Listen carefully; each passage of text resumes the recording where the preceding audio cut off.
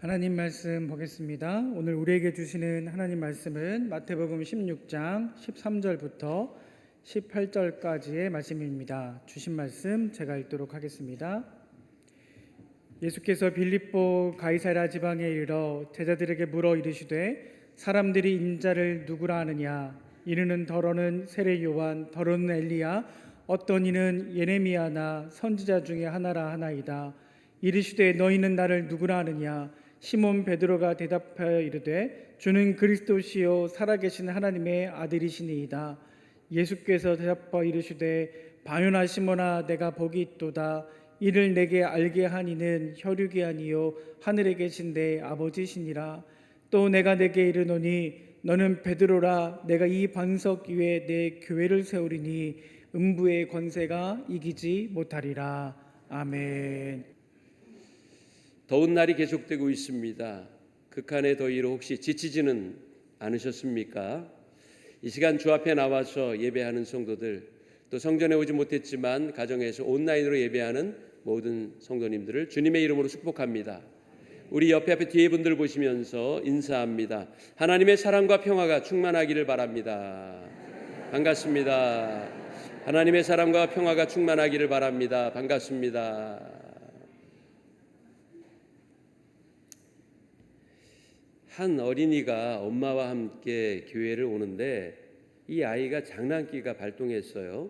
그래서 5만 대 다 참견하고 장난하고 오느라고 예배 시간에 늦었습니다. 엄마가 화가 머리끝까지 났어요. 그래서 그 아이를 핀잔을 줍니다. 얌전히 오면 15분이면 올 걸 지랄하고 오니까 30분이나 걸렸잖아. 너 때문에 예배 지각했잖아. 아이고 짜증나. 엄마한테 온다는 아이가 시무룩한 얼굴로 예배실에 들어갑니다. 선생님이 아이를 보면서 얘야, 예배 늦었네. 오늘 왜 늦었니? 집에서 여기까지 얼마나 걸려? 그러자 그 아이가 이렇게 대답하더래요. 선생님, 얌전히 오면 15분이고요 지랄하고 오면 30분이에요. 아유, 목사님 거룩한 성일 아침에 왜 험한 말을 하시나? 그럴지 모르겠지만 우리 서로 격려하고 또 서로 사랑하고 또 서로 힘을 북돋워주는 이야기를 하자 하는 의미로 우린 이렇게 하지 말자, 이런 험한 말 쓰지 말자 하는 의미에서 말씀을 드렸습니다. 서로 사랑하며 살아도 덕담만 주고받아도 모자란 인생이잖아요. 우리 삼양교회 성도들은 예수님의 사랑으로 서로를 사랑하고 아끼고 도와주고 힘을 주는 그런 사람들이 되기를 바랍니다. 우리 옆에 있는 분들과 다시 인사합니다. 사랑합니다. 감사합니다. 반갑습니다. 당신이 최고입니다.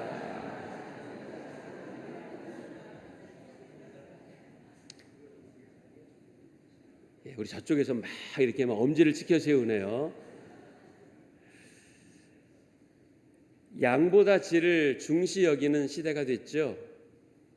옛날 배를 골던 시절에는 냉수라도 잔뜩 먹고 배만 부르면 그만이다 했지만 지금은 맛집을 찾아다닙니다. 많이 주는 집을 찾기보다는 유명 셰프가 있는 유명한 이름난 그리고 인싸 식당을 찾아서 먹으려고 합니다. 물론 맛도 있고 많이 주면 금상첨화겠지만 무엇을 먼저 고려하느냐 물으면 맛이 있는 식당을 선호한다고 대답합니다. 사람들은 기능에 충실한 제품을 원하고 원칙에 따라 내리는 지시를 좋아합니다. 모든 사람에게 공평하게 적용되는 법 정신을 요구하고 평등이 최고의 가치라고 말하죠. 원칙에서 조금만 벗어나도 제대로 하라고 질타합니다. 그래서 나타난 현상도 중요하지만 더 중요한 건 그 현상이 어디로부터 기인했느냐 하는 것, 즉 본질이 더 중요하다는 사실을 우리는 모두 동의할 수 있습니다. 자기 현실 상황 속에서만 삶을 바라보면 본질의 중요성을 간과하게 됩니다. 창세기 1장 27절 말씀 보면 하나님이 인간을 만드실 때 당신의 형상대로 만드셨다고 했습니다. 저와 여러분들은 그만큼 존귀한 사람들입니다. 베드로는 또 이렇게 얘기했어요. 이건 같이 읽어볼까요? 시작. 너희는 택하신 족속이요 왕 같은 제사장들이요 거룩한 나라요 그의 소유가 된 백성이니 이는 너희를 어두운 데서 불러내어 그의 기이한 빛에 들어가 계신 이의 아름다운 덕을 선포하게 하려 하심이라. 아멘. 할렐루야. 우리는 하나님께서 택하신 사람들입니다. 왕 같은 존귀함을 지닌 자이며 하나님께 속한 거룩한 백성이에요. 여러분들의 자녀가 바깥에 나가서 나는 정말 불쌍한 아이야. 돈도 별로 없고 지위도 낮은 부모님 밑에서 태어났고 머리도 나쁘고 능력도 없고 희망도 없어. 난 존재할 가치가 없어. 여러분 그렇게 이야기하고 다닌다면 부모의 마음이 얼마나 슬프고 화가 나겠습니까? 자녀가 바깥에 나가서 어깨 펴고 자신 있게 사는 것을 여러분들 원하실 겁니다. 마찬가지입니다. 하나님께서도 당신의 자녀인 우리가 세상에서 가슴 펴고 담대하게 살기를 원하십니다. 하나님 안에 사는 여러분의 삶을 긍정하십시오. 감사하십시오. 여러분은 귀하고 소중한 존재들입니다. 예수님이 제자들을 데리시고 가이사랴 빌립보 지역에 가셨을 때에 제자들에게 이렇게 물었습니다. 여기 사람들이 나를 누구라고 하더냐? 사람들이 예수님을 세례 요한과 같은 위대한 선포자라고 말하더이다. 어떤 사람들은 구약의 엘리야나 예레미야 그리고 다른 선지자 중에 한 사람과 같이 하나님의 말씀을 대언하는 사람이라고 얘기했습니다. 그래 좋다. 그러면 너희들은 나를 누구라고 생각하느냐? 베드로가 그때 고백하죠. 마태복음 16장 16절 주는 그리스도시요 살아계신 하나님의 아들입니다. 예수님이 베드로의 고백이 마음에 들으셨나 봅니다. 베드로를 칭찬하시며 17절에 이렇게 말씀하십니다. 내가 복이 있다. 이를 내게 알게 한 이는 혈육이 아니요 하늘에 계신 내 아버지다. 그리고 말씀을 계속 이어가시는데 18절에 내가 내게 이르노니 너는 베드로라. 내가 이 반석 위에 내 교회를 세우리니 음부의 권세가 이기지 못하리라. 베드로의 원래 이름은 시몬입니다. 그러나 여기서 예수님이 베드로의 이름을 바꾸어 주셨어요. 베드로 또는 게바. 이것은 반석이라는 의미입니다. 그런데 이 반석이라는 의미는 베드로의 신앙 고백을 뜻하기도 합니다. 반석 위에 내 교회를 세우겠다는 건 베드로의 신앙 고백, 즉 예수가 그리스도 메시아 구원자이며 지금도 살아계시고 참 인간인 동시에 참 신이라는 고백, 이것이 교회의 근거가 됩니다. 제자들은 성령 받고 복음을 전했습니다. 이들의 헌신으로 인해 예루살렘 교회가 부흥했고 이방 지역에도 교회가 생겨났어요. 그러나 처음부터 제자들이 용기 있게 복음을 전한 게 아닙니다. 예수님이 십자가에 죽으신 이후에 그들은 두려움과 절망 그리고 고민에 빠졌습니다. 예수를 따르던 우리도 언제 예수님과 같은 신세가 될지 몰라 그들은 두려웠습니다. 아무 일도 하지 못하고 숨어 지냈어요. 두려움, 막막함, 외로움, 불신, 비겁함이 그들의 모습이었어요. 아무런 희망도 자신감도 없었습니다.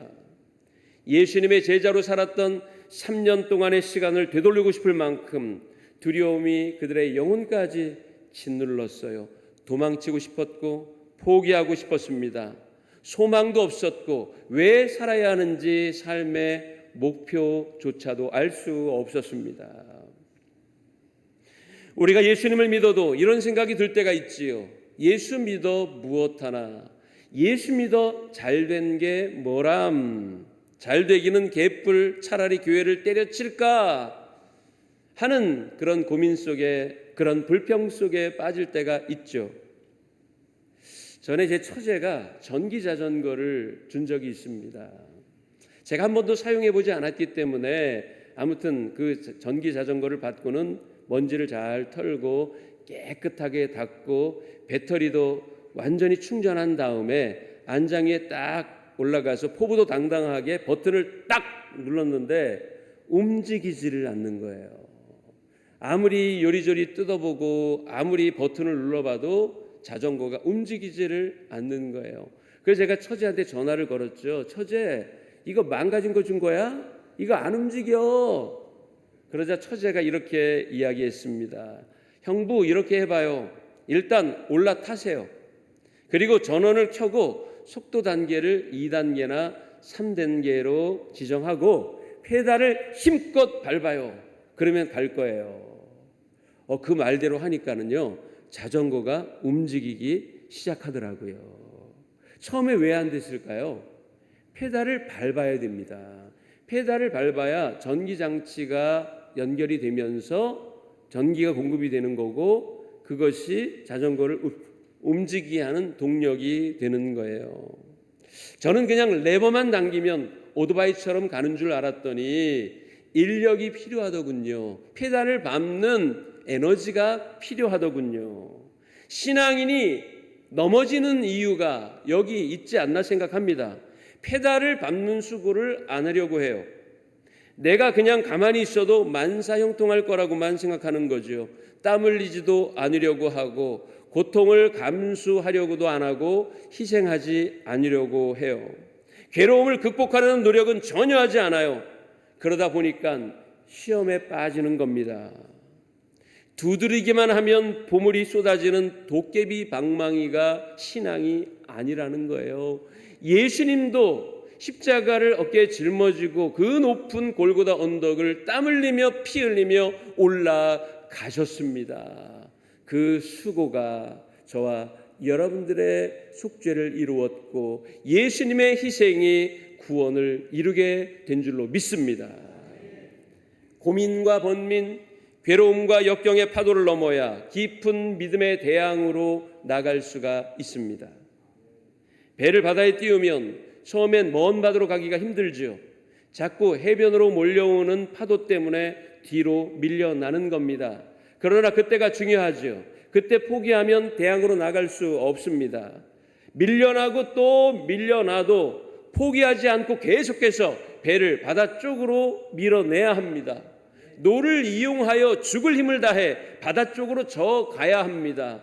그러면 파도 몇 개를 넘으면 대양으로 갈 수 있는 길이 여러분 앞에 열려지게 되는 것입니다. 예수 그리스도를 믿고 나서 많은 신앙인들이 무장해제를 해요.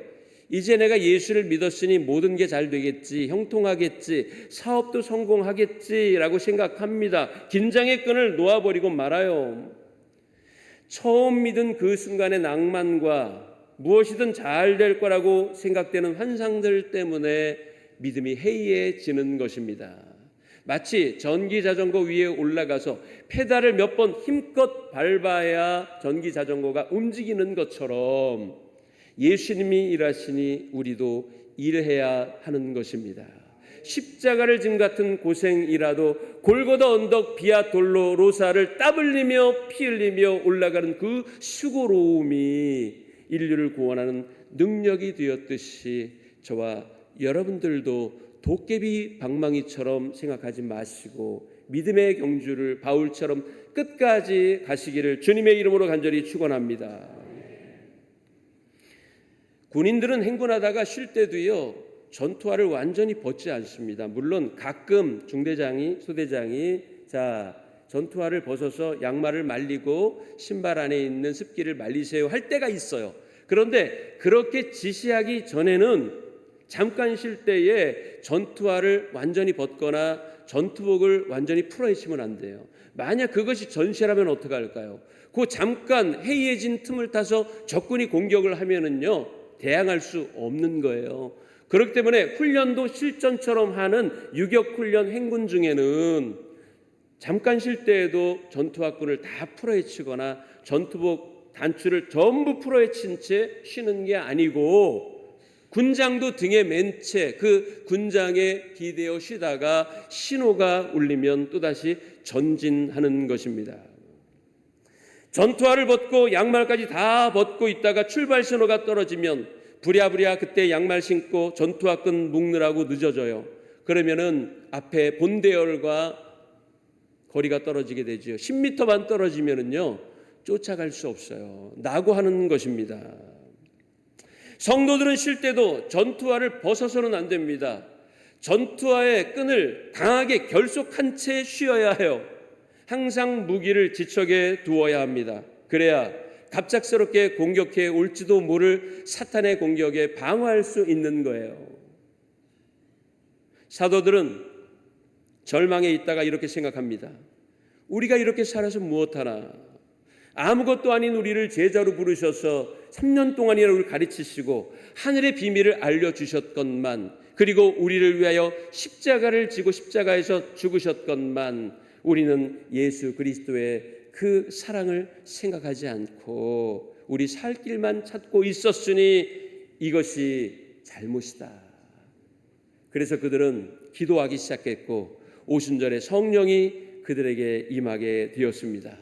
기도를 시작하자 두려움과 걱정은 사라지고 가슴이 뜨거워지기 시작했어요. 불의 혀같이 갈라지는 것들이 그들에게 보였고 급하고 강한 바람 같은 소리를 들었을 때 성령이 그들에게 충만히 임했고 성령 받은 그들은 두려움을 물리치고 뛰어나와 복음을 증거하기 시작했습니다. 성령이 임하자 나타난 또 다른 변화는 그들이 전혀 다른 말을 하기 시작했다는 거예요. 인간의 언어가 아닌 하늘의 언어를 사용하기 시작했고 부정의 언어가 아닌 긍정의 언어 사용하기를 시작했다는 거예요.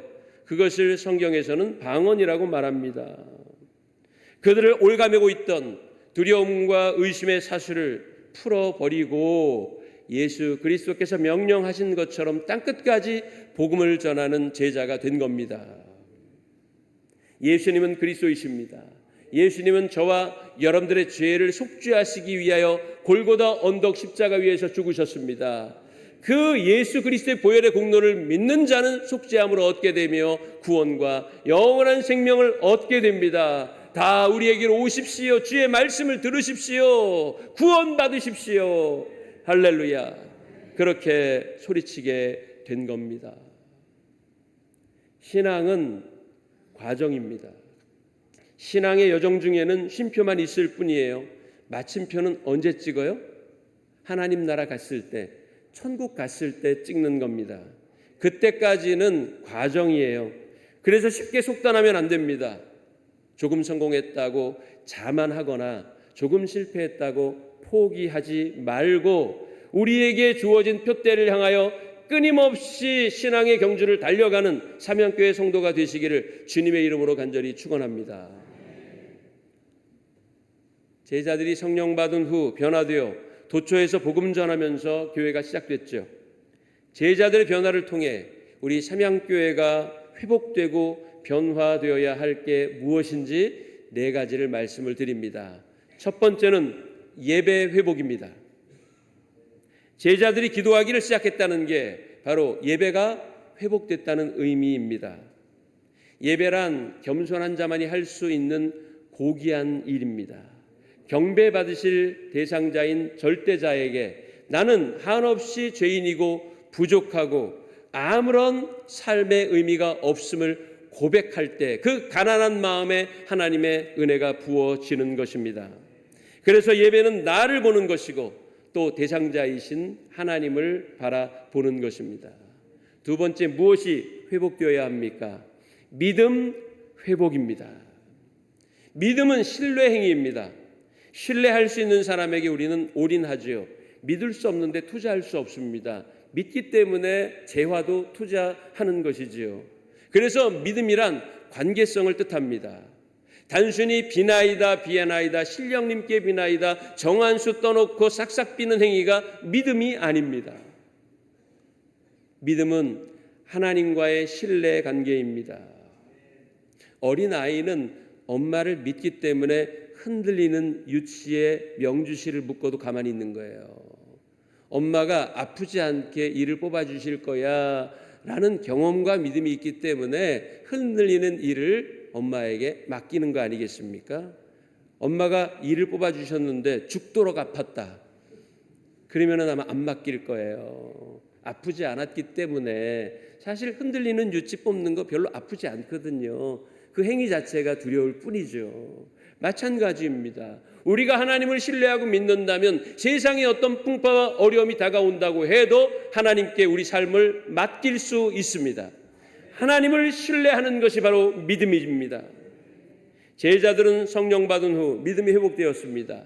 그래서 들판에서 잠을 자도 기뻤고 못 먹어도 좋았으며 도망 다닐지언정 비겁하지 않을 수 있었던 건 곁에 계신 예수님을 신뢰했기 때문입니다.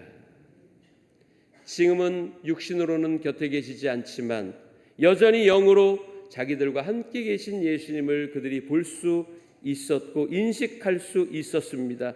그럴 때 그들의 믿음이 살아난 것입니다. 여러분, 하나님과의 신뢰 관계가 회복될 수 있기를 원합니다. 세 번째, 무엇이 회복되어야 합니까? 사명이 회복되어야 합니다. 이것은 같이 해봅시다. 사명이 회복되어야 한다. 사명이란 부르심에 대한 응답이에요. 부르심에 대한 인식이 있어야만 우리는 응답할 수 있습니다. 나를 불렀는지 모르면 응답할 수가 없습니다. 그래서 사명 회복은 귀가 열린 자가 할 수 있습니다. 하나님의 음성을 들을 수 있어야 순종할 수 있는 겁니다.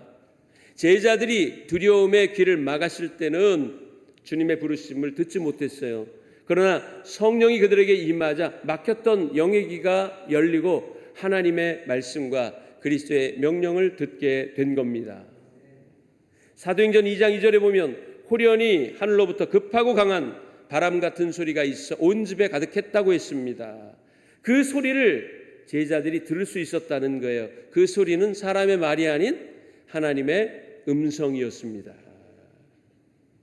두려움과 걱정은 귀를 막아요. 하나님이 말씀하셔도 그것이 하나님의 말씀인지 모릅니다. 그래서 자꾸만 세상 소리에 귀를 기울이는 거예요. 주가가 급등했다, 코인이 폭등했다, 정치적인 여건의 변화가 나를 성공시켜 줄 수 있는 인맥 등이 나의 인생에 필요하다고 생각합니다. 그러나 더 중요한 것은 사명이 회복되는 것입니다. 그래야 삶이 고귀해지는 것입니다. 네 번째, 마지막으로 공동체성의 회복입니다. 너 없이 나 못 살고 나 없이 너 못 사는 아름다운 가족, 서로 돌봐주고 서로 세워주고 함께 울고 함께 웃으며 함께 성장하고 함께 쓰임받는 멋진 교회, 삼양교회가 그런 교회가 되기를 원합니다. 이것이 바로 공동체요, 주님이 원하시는 교회의 모습입니다. 현대인들이 좋은 환경 속에 살면서도 외로움을 느끼는 이유가 무엇입니까? 바로 공동체성의 결여 때문입니다. 가족 간의 결속력이 약화되니까 가족들이 함께 한 공간에 있어도 서로 각자 방에 들어가서 각자의 일만 하며 대화가 사라지고 그 대화의 단절은 관계의 단절로까지 이어지는 것입니다. 교회는 생명의 공동체입니다. 교회를 세우시기 위해 예수님은 십자가에서 죽으셨어요. 예수 그리스도의 십자가 죽음이 죄로 인해 죽을 수밖에 없는 저와 여러분들을 살리셨습니다. 예수님이 받으신 모욕과 조롱으로 인해 비천했던 우리가 존귀하게 되었으며 예수님이 맞으셨던 채찍의 아픔으로 인해 저와 여러분들의 마음과 육신의 질병이 치유된 겁니다. 사람들이, 사탄이 아무리 교회를 붙잡고 흔들어도 우리는 동요하지 말아야 합니다. 여러분, 등산하는 암벽 등반가가 이 안전로프를 느슨하게 하면 어떻게 됩니까? 추락할 수 있습니다. 그렇기 때문에 될 수 있으면 강하게 세게 결속하는 것입니다. 그물을 던질 때 다 펼쳐진 채로 던지면은요 멀리 못 갑니다. 어부는 그 그물을 한 군데 이렇게 잘 모아요. 그래서 무게중심을 그곳으로 모은 다음에 펼치면서 던지는 거예요. 그러면 뭉쳐졌던 그물이 사방으로 펼쳐지면서 보다 넓은 지역으로 그물이 펼쳐지게 되는 겁니다. 아마 TV를 통해서 보셨을 겁니다. 막 흩어진 그물을 막 던지지 않아요. 마찬가지입니다. 세상이 욕하고 조롱한다고 해도 우리 교회는 절대로 흔들리면 안 됩니다. 사랑과 이해로 더욱 견고히 결속해야 합니다. 그래야 세상으로 흩어질 때, 그래서 복음을 증거할 때 능력을 발휘하게 되는 겁니다. 복음이란 100가지의 좋은 가능성 중에 조금 낫기에 선택하는 게 아니에요. 복음이란 1000가지 가능성 중 조금 더 낫기 때문에 선택하는 게 아니라 유일하기에 택하는 것입니다. 복음이 유일한 생명의 능력이기 때문에, 예수 그리스도의 십자가가 구원의 능력임을 우리는 알기 때문에 그 십자가를 지는 고통과 그 아픔을 감수하고 골고다 언덕까지 올라가는 수고를 감내하는 것입니다. 공동체를 세우기 위해서는 소중한 헌신과 희생이 필요합니다. 헌신과 희생을 두려워하는 까닭은 그 헌신과 희생의 가치가 얼마나 큰지 모르기 때문에 그래요. 신령한 것을 볼 수 없기 때문에 그렇습니다. 개인주의와 이기심에 오염되었기에 하나님이 원하시는 교회 공동체를 통한 비전을 볼 수 없는 겁니다. 왜 천지를 지으신 하나님, 온 우주를 한치 오차 없이 운행하시는 하나님의 자녀들이 세상을 두려워하며 탐욕과 이기심에 물들어 살아야 합니까? 복음의 가치는 뒤로 한 채 세상 가치를 따른다고 궁극적인 행복을 얻을 수 있을까요? 그렇지 않습니다. 오히려 세상으로부터 손가락질을 당하고 하나님으로부터 버림을 받을 수밖에 없는 겁니다. 사랑하는 삼육교회 성도 여러분, 아름다운 믿음의 공동체, 우리 삼양교회를 사랑합시다. 그리고 주신 사명을 깊이 인식하며 썩어져가는 세상을 살리는 소금이여 어두운 세상을 비추는 빛의 사명을 감당합시다. 그럴 때 우리 삼양교회는 세상에서 가장 아름다운 공동체가 될 것입니다. 어떤 것과도 그 무엇과도 비교할 수 없는 최상의 가치, 이것이 우리 삼양교회가 예수 그리스도 예수의 복음을 품고 병든 세상을 살리고 죽어가는 영혼을 구원하며 상처로 신음하는 이들을 고치고 위로할 때 얻을 수 있는 하나님의 영예로운 이름입니다. 여러분, 삼양교회 가장 아름다운 공동체를 사랑하시고 우리 교회를 통하여 하나님의 뜻을 세상에 이루시기를 원하는 주님의 후원을 이루어드리는 저와 여러분들이 되시기를 주님의 이름으로 간절히 축원합니다.